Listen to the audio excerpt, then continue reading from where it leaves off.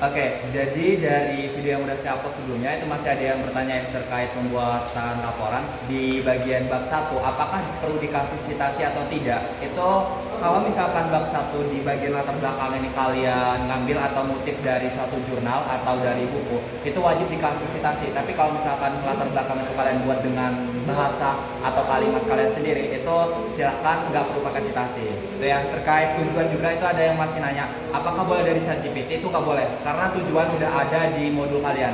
Jadi kalian tinggal copy paste aja tujuan yang ada di modul kalian. Ingat, yang di modul kalian itu bentuknya poin. Jadi yang kalian tulis di sini itu adalah dalam bentuk paragraf.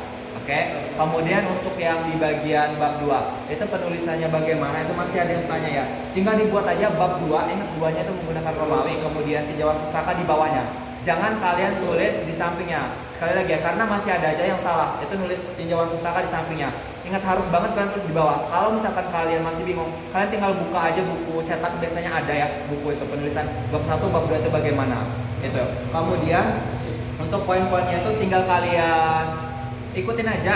Di modul kalian itu terdapat bahan apa aja. Jadi kalau misalkan bahannya ada 5, berarti bisa kalian buat 2.1, 2.2, 2.3, 2.4, 2.5 gitu ya. Jadi disesuaikan saja dengan apa yang ada di modul kalian.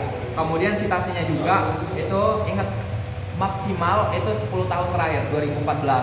Masih ada juga yang nanya apakah dari Google Scholar boleh atau enggak gitu jurnalnya. Tentu saja boleh, karena jurnal yang kalian cari itu harus benar-benar dari jurnal yang terpercaya. Ingat, nggak boleh dari Wikipedia, apalagi dari ChatGPT. Sebenarnya ada yang kalau misalkan kalian mau buat atau nyusun suatu kalimat atau paragraf atau buat laporan dari website ya, itu ada, tapi saya lupa websitenya apa. Jadi teman-teman tinggal cari aja di Google gitu.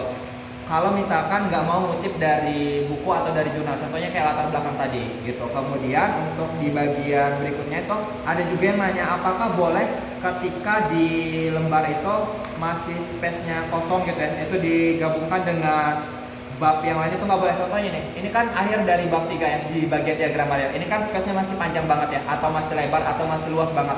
Kalian nggak boleh nulis bab 4 di bawah sini, karena setiap bab itu nggak boleh pada halaman yang sama, jadi harus berbeda untuk halamannya. Nah, ini kan dia kosong. Dia langsung saya minta untuk tulis di bagian belakang sini, bab 4 gitu. Kemudian untuk penjelasan bab 4 itu bakalan dijelasin ketika kalian sudah praktikum. Oke, jadi sekali lagi saya tekankan bahwasanya untuk penulisan bab itu nggak boleh pada halaman yang sama, harus berbeda meskipun space-nya sebesar atau seluas ini gitu. Meskipun ini kosong gitu ya, kalian harus tetap nulis di halaman berikutnya, karena bab itu nggak boleh berada pada satu halaman yang sama. Sekali lagi saya tekankan ya, nggak boleh pada halaman yang sama gitu. Sekian, terima kasih.